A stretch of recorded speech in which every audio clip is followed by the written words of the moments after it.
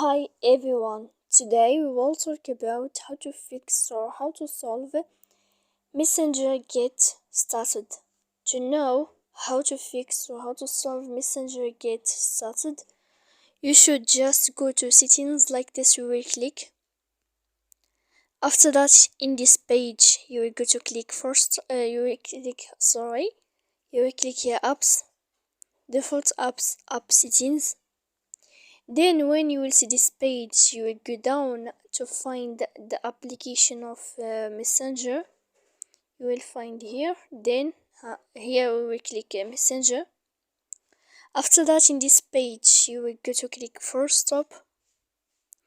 Then you will go to click Storage. After that, in this page, you will click Clear Cache. Then you will go to click Clear Data.